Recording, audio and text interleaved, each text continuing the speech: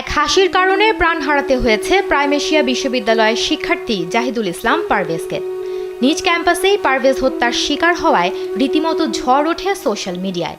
অভিযোগ ওঠে, ঘটনার দিন বহিরাগত দুই মেয়েকে দেখে পারভেজ ও তার বন্ধুরা হাসাহাসি করেছিলেন। পরে সেই দুই মেয়ের অভিযোগের ভিত্তিতে হামলা চালানো হয় তাদের ওপর। হত্যার ঘটনায় ওই দুই ছাত্রীকে সাময়িক বহিষ্কার করেছে ইউনিভার্সিটি অফ স্কলার্স। একই সঙ্গে পারভেজের মর্মান্তিক মৃত্যুর ঘটনায় গভীর শোক ও সমবেদনা প্রকাশ করেছে বিশ্ববিদ্যালয় কর্তৃপক্ষ। সাময়িক বহিষ্কার হওয়া ওই দুই ছাত্রী ইউনিভার্সিটি অফ স্কলার্সের শিক্ষার্থী।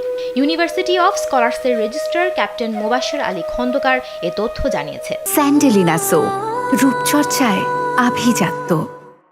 এর আগে সোমবার ওই দুই শিক্ষার্থীকে সাময়িক বহিষ্কার করে চিঠি ইস্যু করা হয়।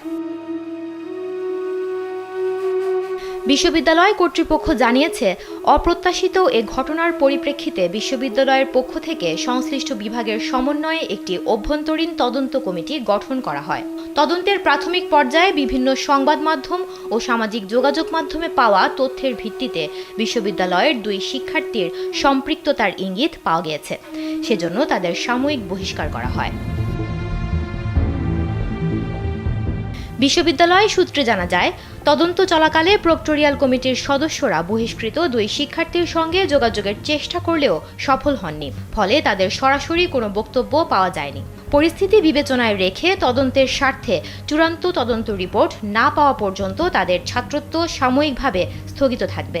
তদন্তে অভিযোগ প্রমাণ হলে অভিযুক্ত শিক্ষার্থীদের ছাত্রত্ব স্থায়ীভাবে বাতিল সহ প্রয়োজনীয় কঠোর পদক্ষেপ নেওয়া হবে বলেও জানিয়েছে বিশ্ববিদ্যালয় কর্তৃপক্ষ।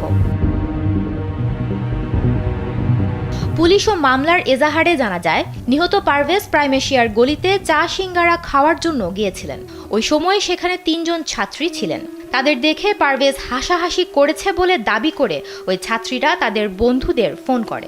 পরে বিশ্ববিদ্যালয়ের প্রশাসন উভয় পক্ষকে ডেকে নিয়ে বিষয়টি মীমাংসাও করে দেয়। কিন্তু এরপরও মাহাতি, মেহরাব ও আবু জফর গিফরি হাজারিপাড়ার এলাকার কিছু ছেলেকে ডেকে নিয়ে আসে এবং পারভেজের ওপর হামলা চালায়। এ সময় পারভেজ বিশ্ববিদ্যালয়ের প্রধান গেটে দৌড়ে আসার সময় আঘাতপ্রাপ্ত হন। তাকে তারা ধারালো অস্ত্র দিয়ে বুকে পিঠে আঘাত করে পালিয়ে যায়।